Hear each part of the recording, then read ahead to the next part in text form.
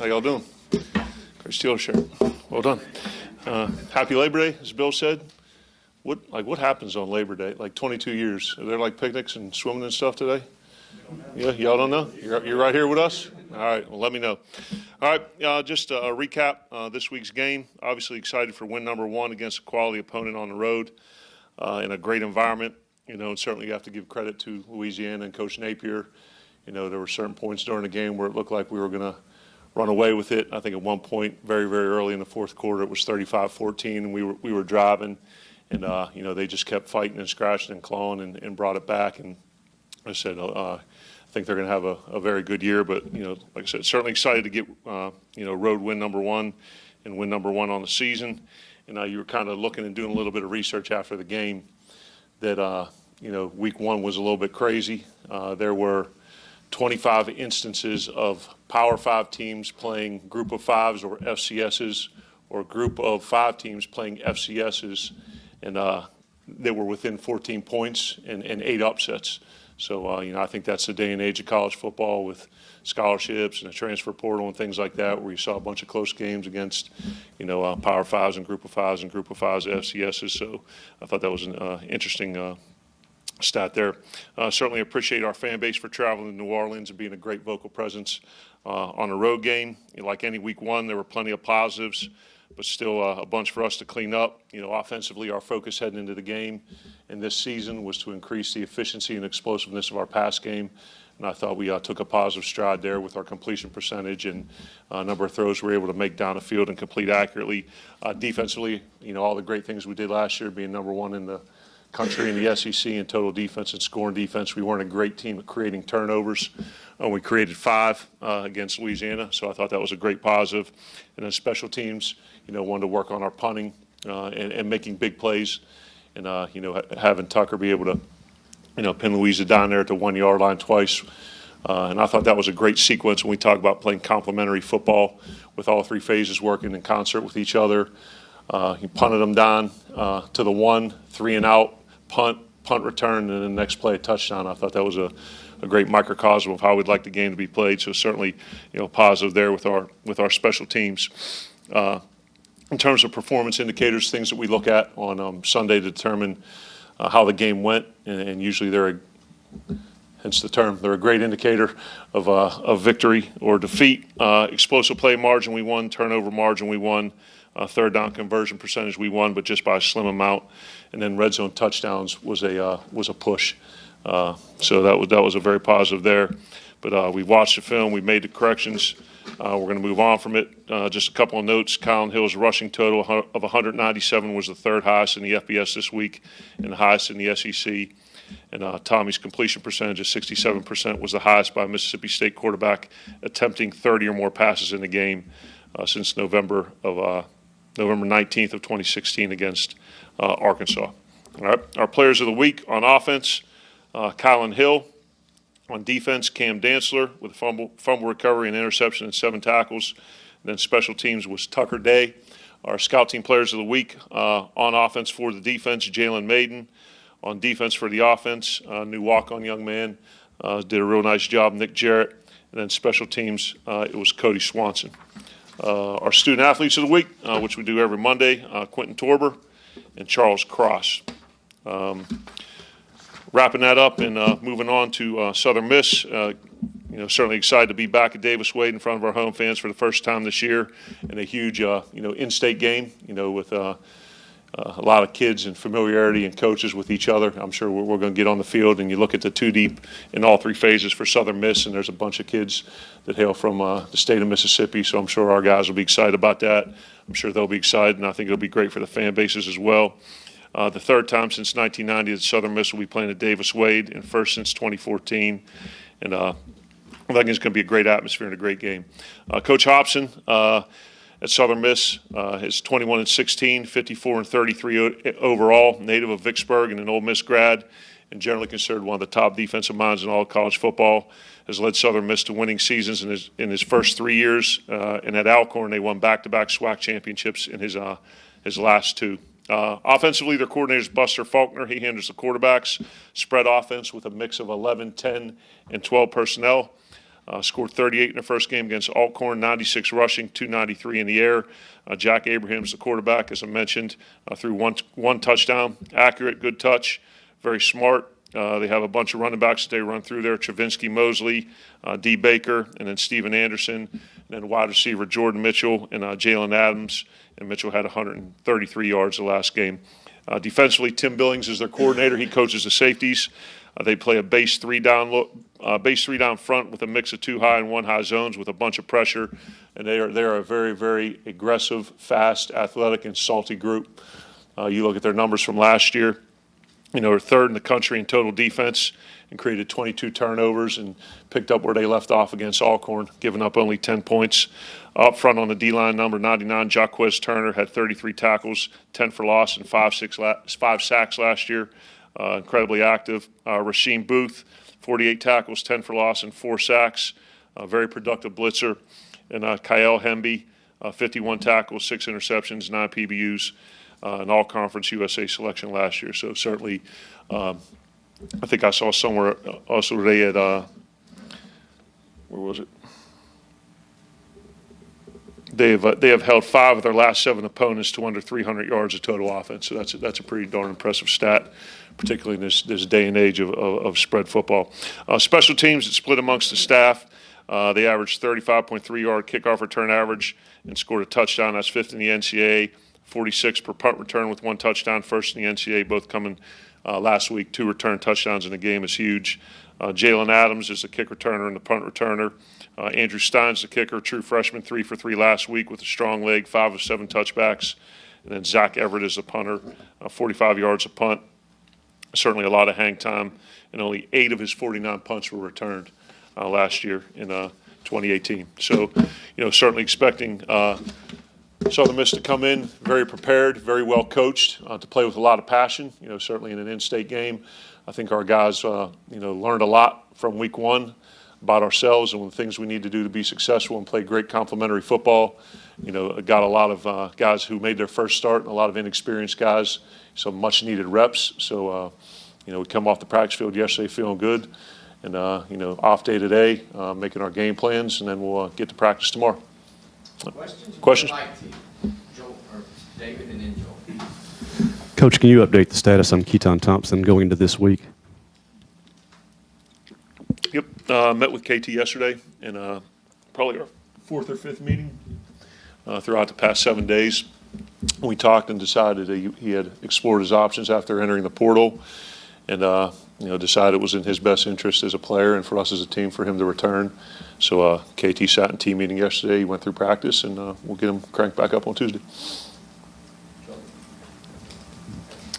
While we're updating player status, is Kareem Walker, is there any finality with that? I know you've been asked a million times. I promise you, instead of if y'all having to continue to ask, I promise you the next time I have a solid, concrete update, I want it as much as you do. Unfortunately, it's things that are out of my control. So it is still ongoing, and then as soon as I have a definitive answer, I'll let you guys know to kind of. So you can quit asking, and I can quit saying I don't know. As soon as I know, I'll let you know. I promise.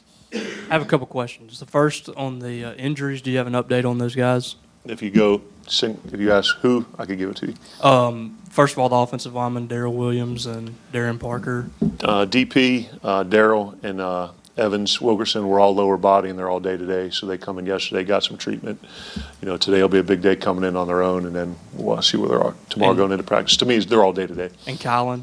Kylan practiced yesterday. So okay. He's, got dinged up a little bit there at the end, but he practiced. On the offensive line, I know the injuries kind of muddied the waters a little bit, but even before that, y'all were putting different guys in there, and I think every single possession, y'all had a different offensive line at some point, a different guy in there. The one constant on the line was Tyree Phillips. He played left tackle, I think 68 of the 70 snaps.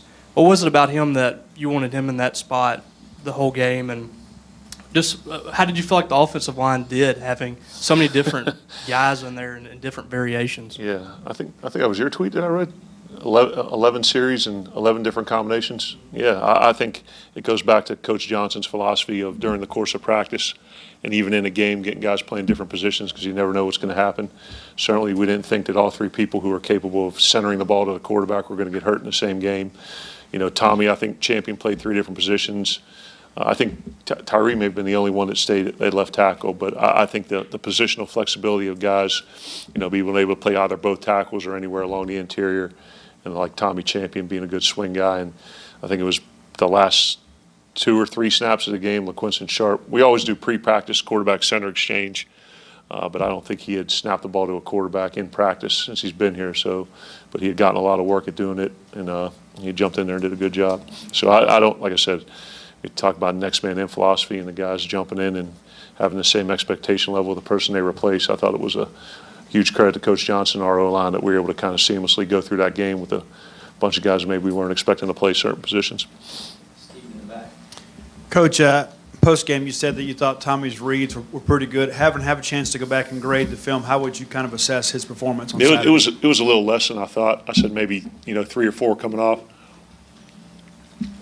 Maybe probably about 2 or 3 where maybe he could have gone to a different place with the ball. But the thing that I liked, he was incredibly decisive.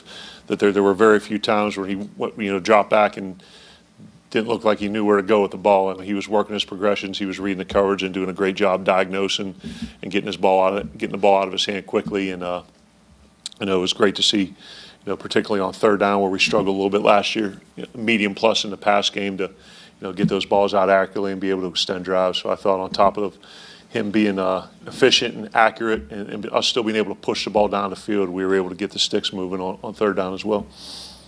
Coach, obviously you entered this season knowing you had to replace some big holes on defense with some guys going to the NFL. With a couple suspensions and the injuries early on, just talk what you saw on film from that group and moving forward and what mistakes have to be corrected. Yeah, I mean, number one, us creating a bunch of turnovers, so I thought that was a positive. A bunch of new faces playing in either their first start or their first extended action at this level. I thought that was a positive. And certainly when I sat down with Coach Shoup and the defensive staff and watched the tape and reviewed it yesterday, there were things with identification of formation and communication. Once again, to credit Coach Napier, they did a bunch of things with formation in the sideline and jet motions and doing a lot of window dressing, which I thought was good by them. But as I mentioned on Saturday, Coach Shoup's one of the best defense coordinators in the game. And when you really kind of look at it, there's certainly, and we talked about missed tackles being part of it in week 1 and just getting your cleats in the ground. That into the 4th quarter, I mean, it was 14 points, and I think they were under 200 yards of total offense. And then they had the one, I think, 10-play, 69-yard drive where we weren't able to get off the field, and then had the, was it 15 or 16-play, 99-yard drive. So they got those 2 scores late. So in all 3 phases, we need to have a finisher's mentality and be able to, you have them against the ropes. You got to be able to finish that thing off, and they kept plugging away and getting back to the center of the ring. So, communication, identification, a little bit better job tackling, and being able to finish. But for the most part, I thought for 3 quarters we played pretty good defensive football. Along those lines, a lot of new faces on the D-line, interior rotation. What did you see from those guys? And talk about James Jackson's first action over there. Yeah, the Crumity and Fabian, both being redshirt freshmen, and then James and Kendall. We wanted to get Cam Young and Nathan Pickering in there a little bit, and I think that's something else that we talked about defensively and on offense, just getting a little bit more rotation.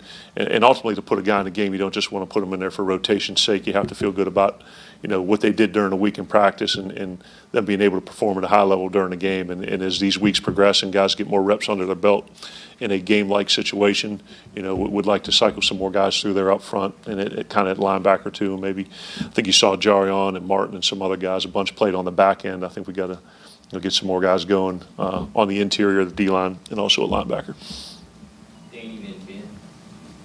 Coach, you mentioned LaQuinton Sharp on the offensive line. Hadn't been here very long as a JUCO guy. Just what progress has he made to get that shot this early?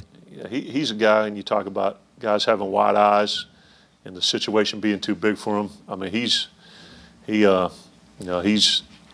from Columbus, playing for East. I think he's a guy that's played in some high-level college games. I believe East won the national championship last year, if I'm not mistaken. So he's a guy that really he didn't seem like he had too many nerves. And when he went in there at guard, did a real nice job. And then certainly when we told him, all right, you're playing center, he went in and snapped the ball. And I'm excited for him, a good young guy. And once again, playing in his first college game, I thought he did really well. you were talking about looking at the film and post game. We were talking about that play action pass that it seemed like they got. How much of that did you see was window dressing, or was it looking into the backfield? You talking with Louisiana's offense with and our Louisiana. defense? Yeah. Yeah, I mean, it comes down to on anything where it's play action, the term I use offensively is great play action distorts the coverage. So whether you're in zone and you're reading your key and you're supposed to be in a certain area that you're defending, hook, curl flat, deep outside third, or you're in man-to-man and you're putting conflict that the person you're guarding is blocking and you have to play your run fit and then someone else slips out into the flat. So I think a couple of them were guys getting out of their zones and a couple of them were eye violations, where they were playing the run instead of playing their man. So it was a combination of those things. Then on also just a news thing, is Jace going to be back this week? Is there any update Jace on that? is available this week. And is there any kind of, have you guys made any decision on kicking? Who's going to go do what, or is it going to be sort of split? We'll practice this week and see who does best. Kind of along those same lines, with suspensions, will those be announced prior to Saturday's game, kind of like last week? Yes, sir. All right, and then you mentioned it a little bit in your opening statement about just the emotional component of, these guys growing up playing with or against each other in the state. Just how much will the emotional component play into Saturday's game? I think, like anything, when, having been a bus league coach and coached at the FCS level and, worked your way up through Group of Five into Power Five and been in those situations, whether it was when I was at Akron, going to play Syracuse at the Carrier Dome or NC State, the two games we were fortunate enough to win, or Fordham when we went on the road and beat Army and beat Temple. Those are opportunities for guys to maybe kind of be excited about a game where it's, I say, on paper, a level up of competition, and certainly in-state guys. So I think, they'll be cranked up to come into Davis Wade and play against Mississippi State because it's an in-state school, number one, and it's an SEC West opponent. Number two, and also our guys are be excited about it because it's probably kids that they played against, for their 4 years of high school. So I think on both ends of it, I think they'll be excited for the opportunity to play an SEC school, and I think we're excited because, quite frankly, they're a very good football team. Coach, after the sack fumble of Tommy, there was a bit of an incident afterwards when he's walking off the field and the defender kind of brushes up against him, and immediately Tommy Champion or Cyrus Mitchell jump in to defend the quarterback. What's your reaction to that? And secondly, what does that do to your locker room when you see those guys kind of have that esprit de corps? Yeah, one, I'm glad there wasn't a penalty, so that's positive. But, whether it was, Cyro and Tommy jumping and, grabbing Tommy's back, or I would hope that would happen, and I'm pretty certain it would for any of our players. The least thing that we're worried about right now is our leadership and our chemistry. And that's something I've remarked to the team throughout spring ball, throughout fall camp, and now entering the season, that this is a very close-knit team. And, it's just good to see that, when you're back-to-back or you're in a foxhole, that the guy next to you is going to do what he needs to do to protect you. And I thought that was a good sign because they stood up for their teammate, and it was also a good sign because it wasn't enough to get us a 15-yard penalty. Just on Cyrus Mitchell, obviously he had a big week this past week. Yeah. Is that some sort of rapport you've seen between him and Tommy this camp, or was that just kind of a matter of how it went? I mean, I think he had like 11 targets and caught 8 of them. We did? Yeah, that was the one thing that, I thought was good for us offensively and for our staff is, I think we talked about last Monday, the element of the unknown in game one. And for the most part, they played very, very few coverages that we prepared for. A lot more one high, a lot more cover three or match coverage, what you call it. We had prepared for a lot of two high zone. So for us to be able to kind of identify what they were doing, and really, I think 9 different people caught a pass. And it just so happened, based on the game plan and what we had called and the coverage they were playing, a lot of balls went to the Z. And it could vary by week. So I think it was a combination of two things: the opportunity and the execution. Joel and Brian. Couple things real quick. I don't think we asked about Marquise Spencer a while ago, injury related, but hey, what's his status? Lower body day today. Hoping to get him back on Tuesday. Okay. And with Keaton again, is there some long-term plan in place to maybe try and maintain that red shirt for him, or just, I guess moving forward, what was kind of those talks, and would you be hesitant to use him, like if Tommy's helmet comes off, that sort of thing? Yeah. Just kind of the plan for him.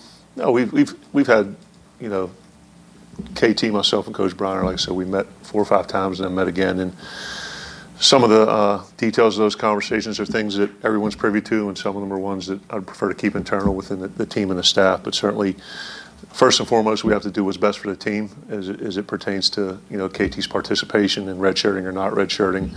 And then we got to do secondarily what's best for the individual. So if we're able to make those work in concert and do them both and get them both accomplished at the same time, we will. But, like us all, it's all day to day. So we'll take it each situation as it arises. No Tyler today? Oh, dang. Get well, Tyler. Yeah. Also on new stuff, is Alan Love anywhere on his waiver or anything? His waiver? Nowhere. That's still in the appeals process. You know anyone up there? No? All right. Good. Not a whole lot of penalties on Saturday, but a couple of them, one for the delay of game to start a drive, and then Yeah, that was substitution infraction on the field goal late in the game. Just are those to be expected in week one, or how much should be addressed with that? I don't want to say expected. You don't want them to happen. The delay of game one, I thought he was being held up and told not to snap the ball, but ultimately that's my responsibility to get that play in quicker and get them off the sideline, particularly the first play of a series. So I put that one on me for not getting the play in quick enough and telling them to hustle up.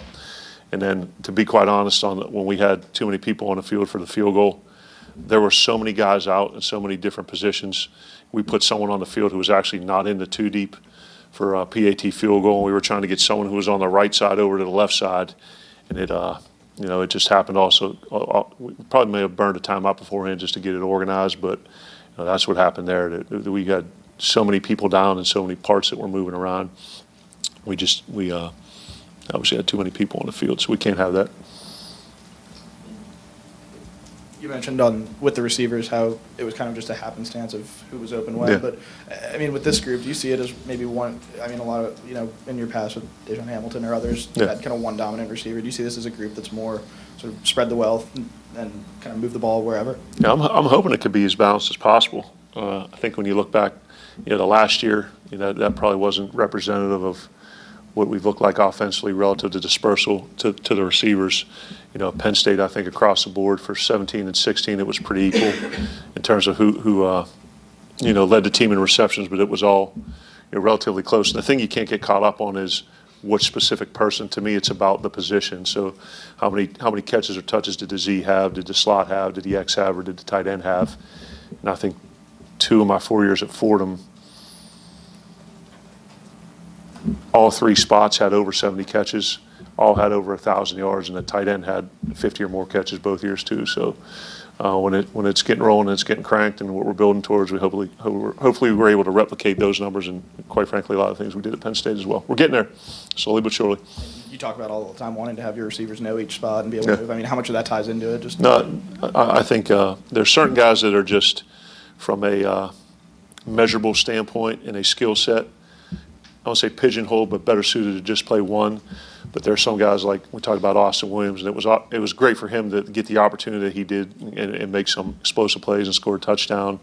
But he could jump into any of the 3 positions. Zuber can play a couple. We're working with Javante to maybe. But yeah, I think anytime you can find a guy kind of like the offensive line that it doesn't pigeonhole you into playing the person who's necessarily second on the depth chart, but the next best available receiver.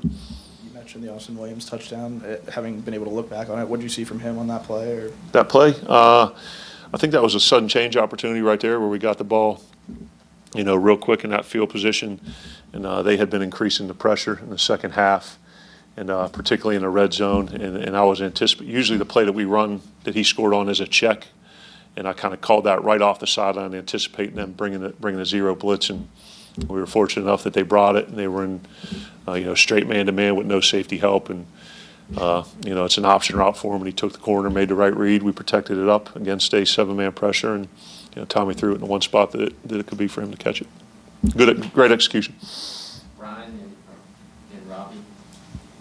You've talked about with your freshmen, the green light, yellow light, red light, and you said that Saturday's game was a green light game. Is this weekend's game as one of those as well? Yes, sir. Yep.